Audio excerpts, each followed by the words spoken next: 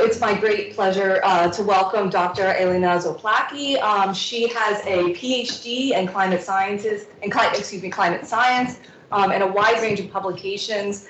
She currently serves as head of climatology, climate dynamics, and climate change group at the Institute for Geography at Justus-Liebig-University in Giessen.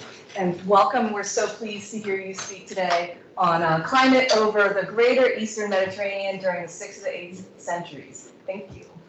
Thank you very much, and I'm really grateful being here. Thank you very much for the invitation, and it's my very first time in Scotland, and I have to say it's really wonderful. I wish I had some more time to spend here.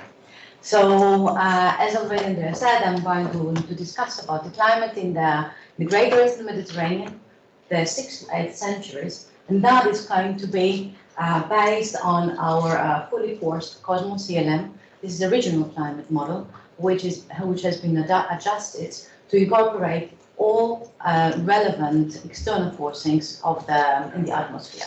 So actually, let me give you a short outline what I'm going to talk to you about. I am going to provide some background information because I do know that your background is not entailing also climate and climate models. But I'm going to start with some short information about multi-proxies and paleoclimate in the Mediterranean. And I'm going to introduce shortly climate models and our fully forced CCLM, which is this Cosmo CLM model. As I said, it's a regional climate model, which we have been working with. I'm going then to look a little bit on the volcanic eruptions and their impact on the climate of the Eastern Mediterranean. We would like to see how these eruptions were they connected with changes in the regional climate, and how about the climate deviations from the mean conditions we know, and the spatial variability. I'm going to end with some points of interest and questions and challenges. So let me go to very basic information, what we learn.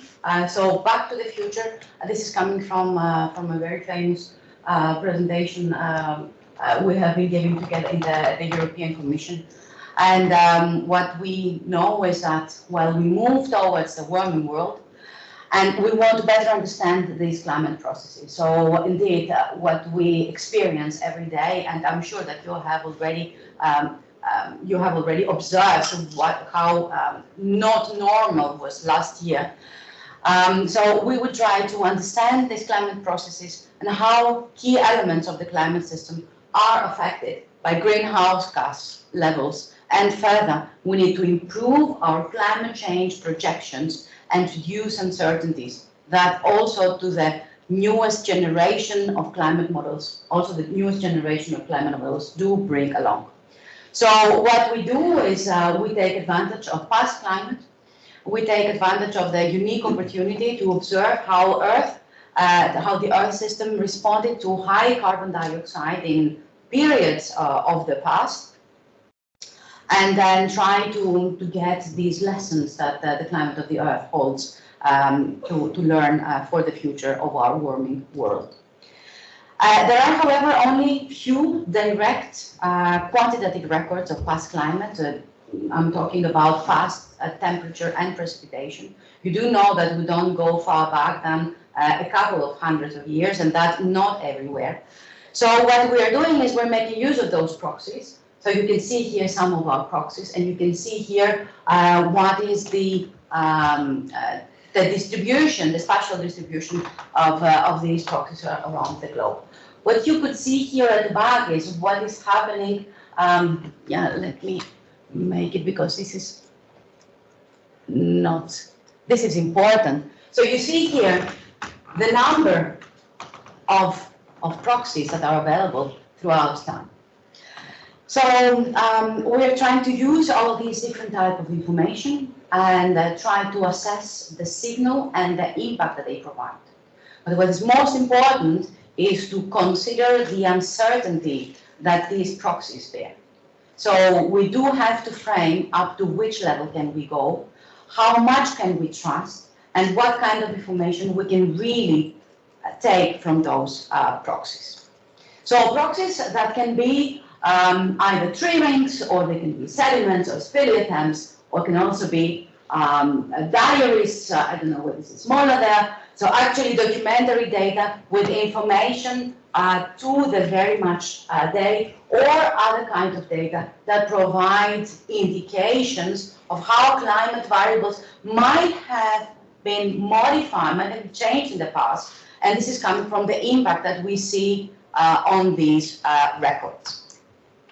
So all those sources do provide insights into aspects of past climates, and this can also be seasonality and interannual variability that were up to that point unknown to us.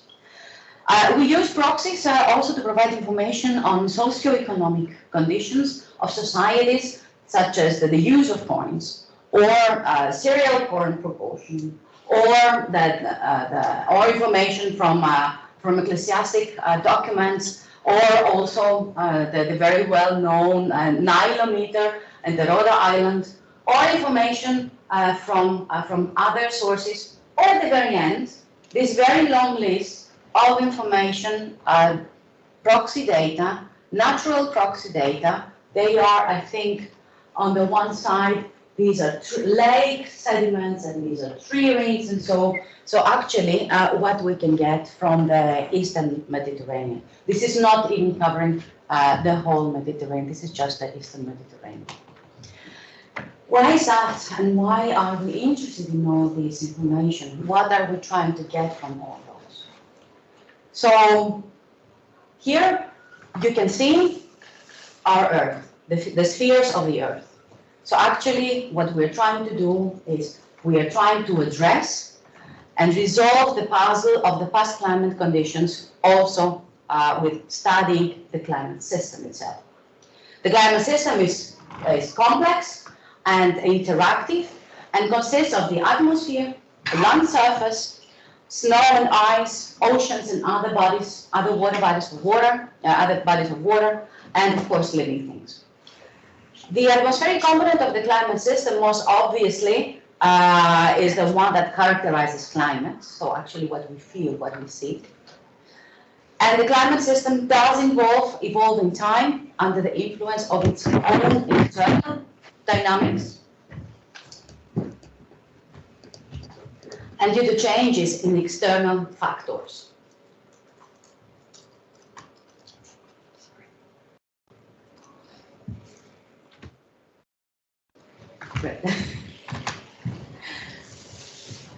So external factors that do affect climate, what we are calling forcings. And here possibly it would be a good idea to bring this definition of radiative forcing, which I think that you should all be, that you know already, as this measure of how the energy balance of the Earth, of the Earth atmosphere system is influenced when factors that affect the climate system alter. So actually what we are calling our climate drivers. So, climate models. We're trying to understand the climate models through the climate system through climate models. Climate models represent the climate system. They are complex, mathematical representations of the climate subsystems. Actually, they are differential equations of fluid motion and thermodynamics, which are used to represent as well as possible the climate system.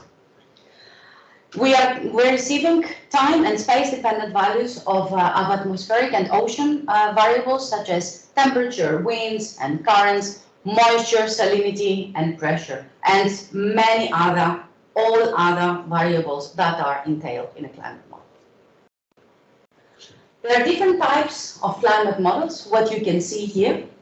These are these atmosphere, ocean, global circulation models. So actually where atmosphere and ocean are communicating, so changes on the one sphere or the other are then communicating with flows of energy. There are also these new Earth system models, much more advanced than the previous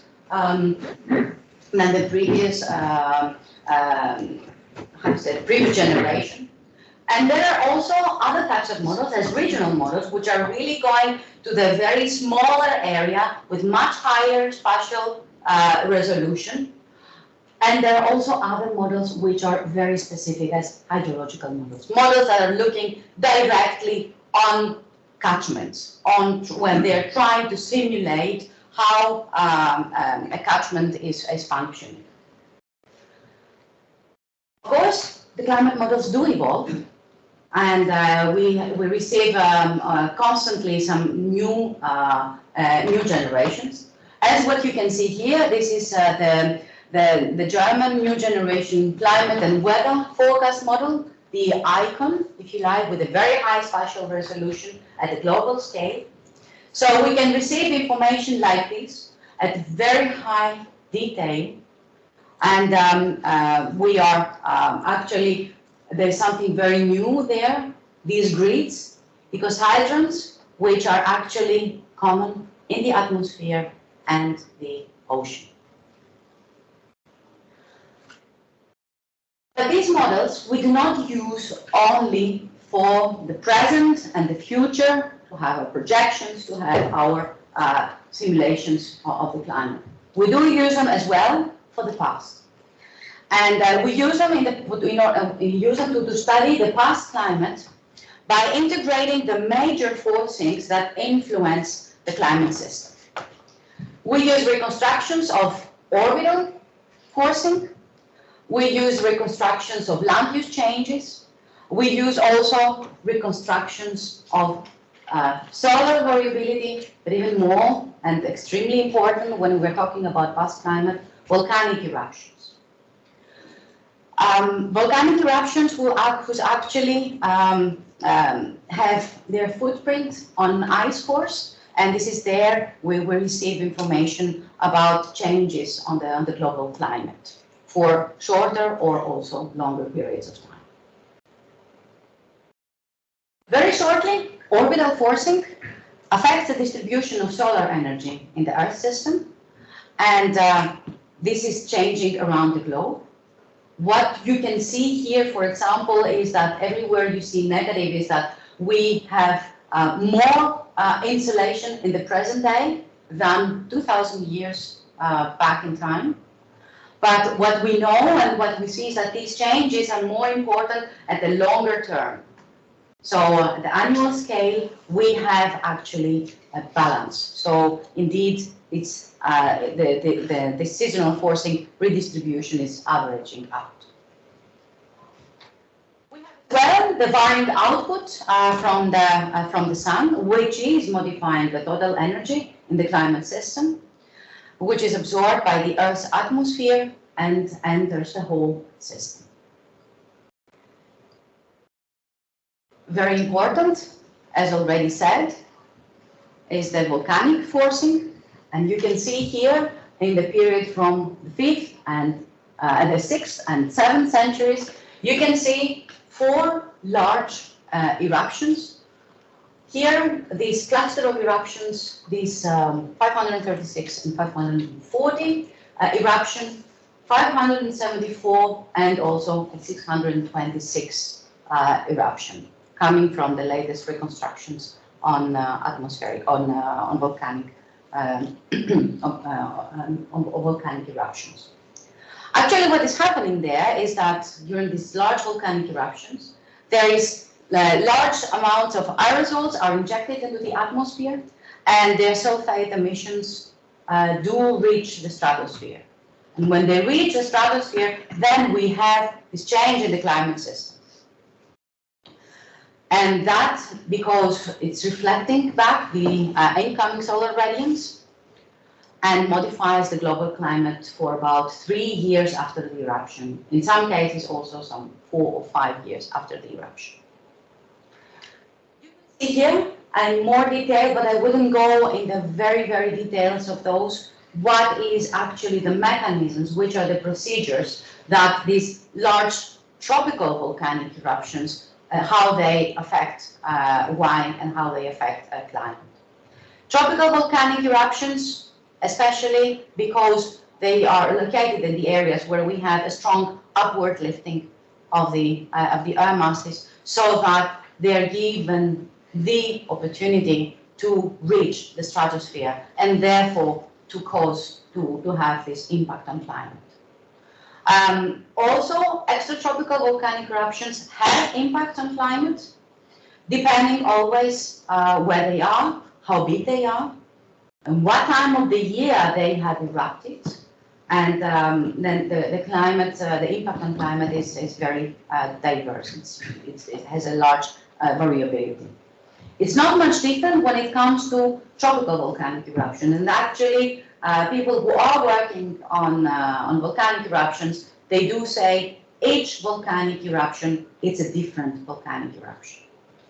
So what we see here is, what we're going to talk about here is the mean conditions, what we are expecting as a mean. So actually, the impact on climate from large tropical volcanic eruptions, what you see here on Europe, on the top you have summer temperature, the year zero, so the year of the eruption. This is coming from mean averaging 15 large tropical volcanic eruptions and their impact on climate. So summer temperature, year zero, summer temperature, year one, so a year after the eruption, and here precipitation again in the year zero and year one. So actually what we are expecting after large tropical volcanic eruptions is cold summers. You have possibly heard about the year without a summer, which was following a large tropical volcanic eruption.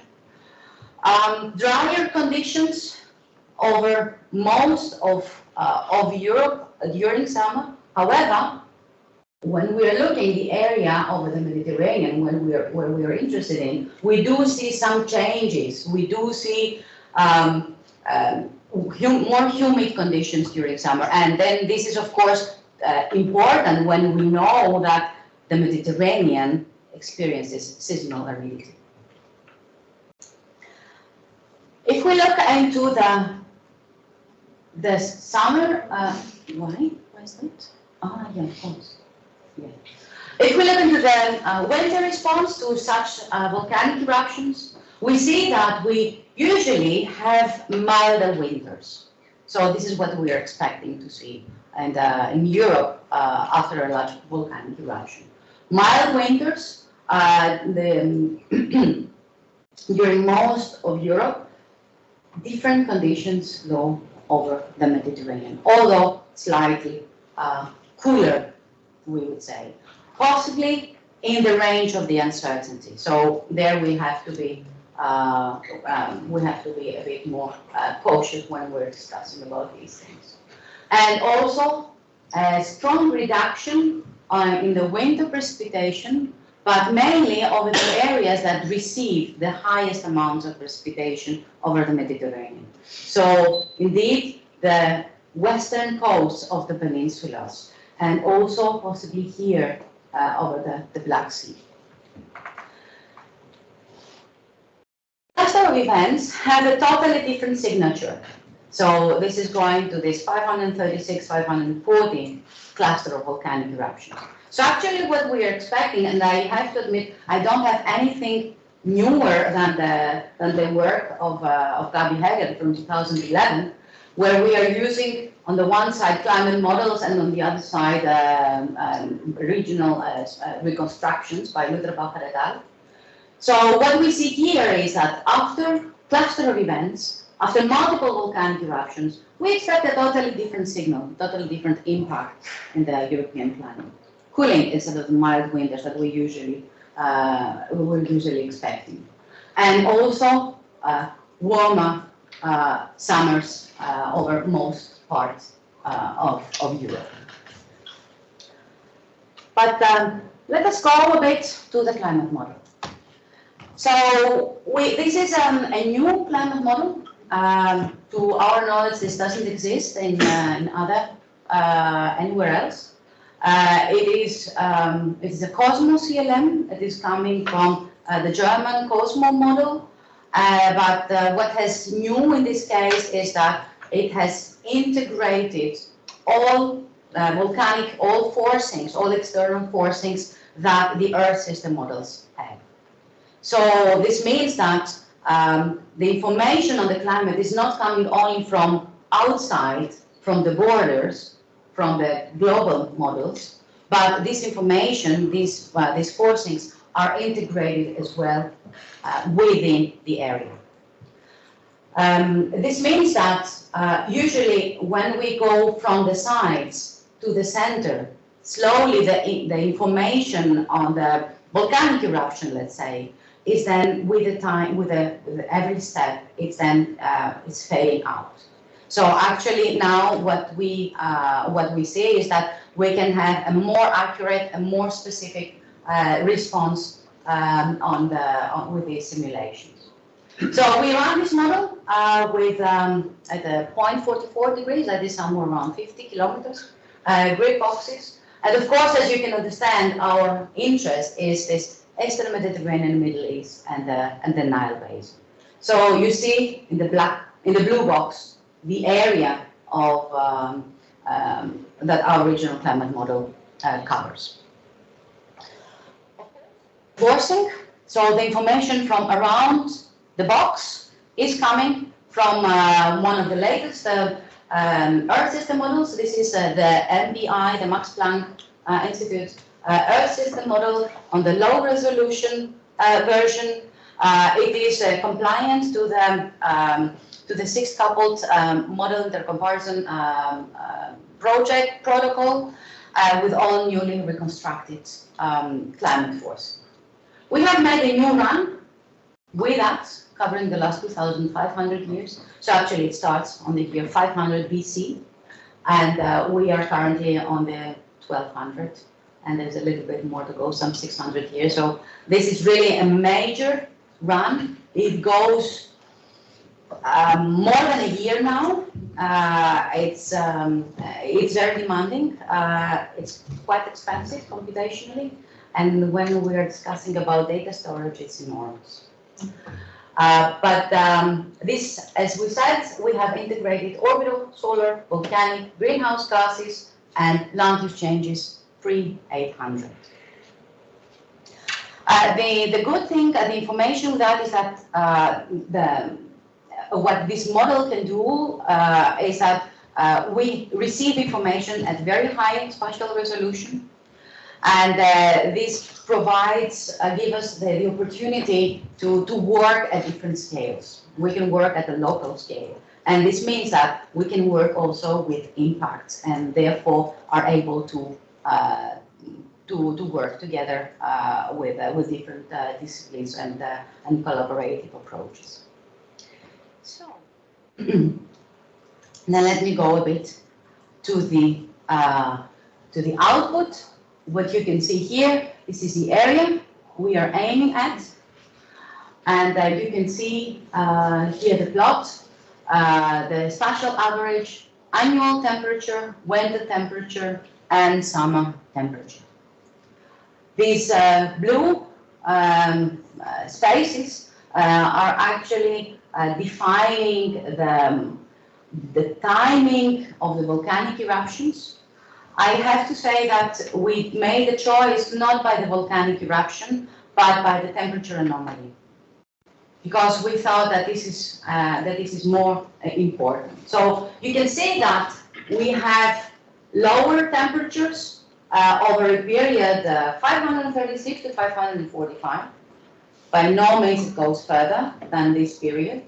And what we can see, and it's really obvious in all these three different series, is that it has not been a continuous cooling. I mean, you can see here, for example, that the cooling does start on the 536, and then it recovers, it comes back, and then it gets again slightly cooler. So actually, it is not a continuous cooling. It's not a cold period that goes on throughout this whole 10 years period. So, similarly, it's also in winter and also in the annual resolution.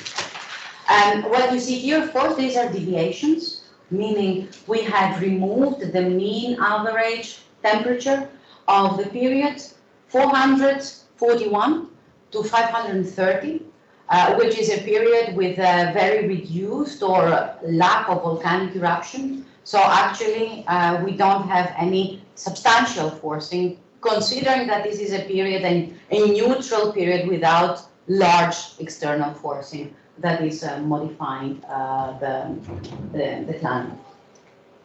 You can see the same thing here, but for precipitation. Again, annual, winter, and summer. And you can see that there is a very different behavior on the one side, on the cluster of events, with relatively wetter conditions over the Mediterranean, and then very different behaviors if we look in the other eruptions.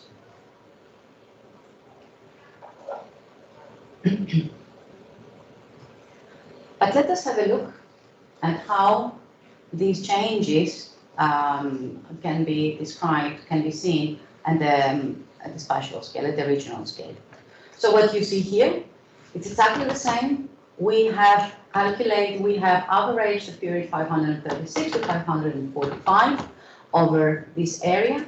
And here you have winter temperature anomalies, winter precipitation anomalies, summer, and here, and as well here. So actually what we can see is that we have these colder conditions after this cluster of volcanic eruptions over most of the Mediterranean. I know that you might be asking what is happening with that red point there, but there is coming quite an important issue, which is the further we're going closer to the desert, there we have to be a bit more careful and pay more attention on how the model is performing. So we are considering this a kind of a bias that it's cannot be solved at the current condition. So actually we have to, as I said already, we have to consider what is the uncertainty and which are the levels and how far we can use this data. So we can see that we have winter and summer cooling in both cases, and we have drier conditions, drier and wetter conditions with changes depending on the region. Once again, the stronger changes are coming to the areas which are expecting the largest amount of precipitation. You do know how the precipitation looks like in the Mediterranean. So, or should I make a little bit? Make a little bit. Okay, so the climate of the Mediterranean, the winter time, what is the impact of the large-scale atmospheric circulation? Is this westerly? So everything that is coming from the Atlantic and is going along the Mediterranean. So with the westerly circulation, we have low pressure systems that have origin over the Atlantic, or we have cyclones, low pressure system centers, which are generated within the Mediterranean, as for example, at the lee side of the Alps. So the westerly circulation is forcing, it's creating this very characteristic precipitation pattern over the area. So we have humid air masses going towards from the west to the east, finding in their path land. They precipitate, they continue their path to the east, they find the warm Mediterranean Sea, they receive much more humidity, so they are again active, and then they continue to the next piece of land.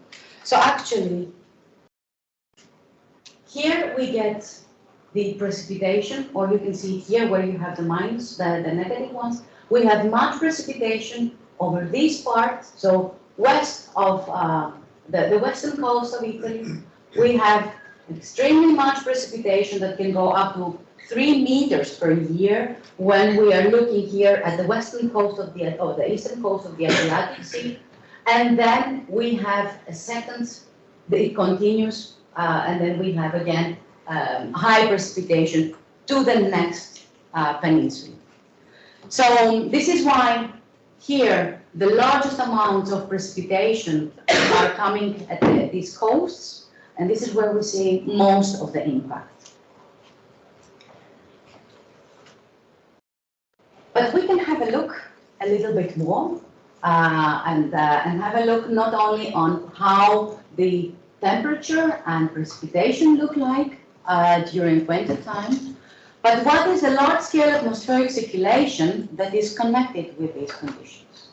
So actually what you have here are the deviations as before. So everything that is blue is again cold, everything that is brown is again dry. And what you have here, this is sea level pressure. This is a global sea level pressure field. And we see that over the northern part of Europe, we have this long belt of anticyclones, of high pressure systems. And the low pressure system here, almost over the western part of the Mediterranean. So the cooling that we see over the eastern Mediterranean is most likely connected with these northeasterly air masses that are coming from continental and cold areas here over Siberia. Similarly, this dominance of high pressure over this area is connected with these drier conditions over the eastern part of the Mediterranean. And cyclonic conditions are connected with stability, with blocking of any cyclones, of any disturbances that may enter, and are then connected with drier conditions over the area.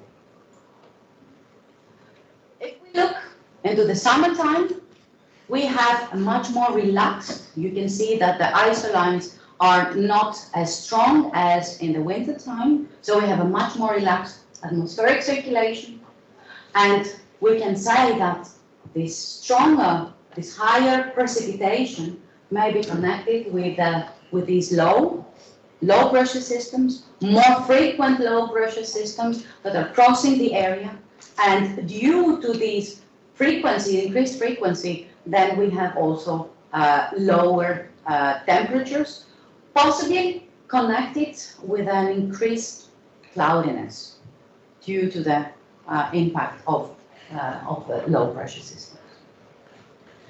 Then I would like to go to the 626.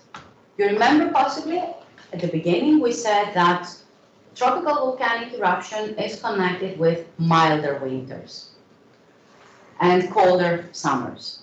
And this is indeed the case when we're looking at this single event, the 626. We have milder conditions, so warmer winter, almost everywhere in the area, cooler summer again, and then a relative winter dryness when we're looking at parts and the strong regional variability in the area when it comes to precipitation during winter and the weather summer. So there you can see how well it agrees now the general information on the mean conditions, the impact of the large volcanic eruptions with the climate. So indeed, the difference to what we saw before was connected to this cluster of events. And here, you can very well see that actually these conditions, these almost 4 years where we see this deviation, the warmer conditions are connected with this low pressure system, dry weather conditions over the western coasts, an increased a higher frequency of low pressure systems, which are actually bringing air masses from the west and the south, and are of course connected with less colder conditions. In the summer, same skeptical, the same condition, the same structure as before.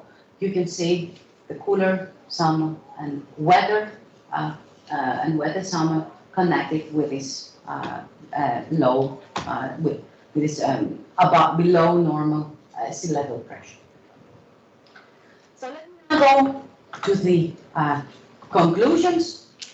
We saw that the cluster of volcanic eruptions has been, or I can better read it there because it's quite difficult. So this cluster of volcanic eruptions in the 6th century is clearly linked with colder winters and summers during a period which is much shorter than we have heard till now. So it didn't go much longer than these 10 years, and also it was not a continuously anomalous period. The hydroclimate conditions over the eastern Mediterranean do show a significant spatial and temporal variability. We saw how much more different the precipitation fields and time series were over the area. While for the 626 to 630 CE, the tropical volcanic eruption did result in the expected mild winters and cooler and rainy summers. But then again, each volcanic eruption has its own individual character. Climate models do provide spatially and temporally highly resolved basis for large-scale data proxies model comparison, studying mechanisms and underlying processes that could lead to those anomalous hydrological and thermal periods in the past. And finally, circulation processes and links between climate conditions and past societies are still a topic of debate, still a topic to study, to work on. An in-depth study of the climate's variability, that would be either the internal variability, so the variability in the climate system itself, and also the externally forced, so with any climate drivers. It's quite complex and vulnerable areas. It's still an open question. So one of these challenges that we have to deal with. Smaller scale processes are still very interesting, also for the present, and not only for the last 2,500 years. And we do have to be extremely cautious when we are interpreting, because we have complex spatio-temporal heterogeneity and the specific characteristics of the archives, and also the climate system and their response and discontinuity. And with that, I would like to thank you very much.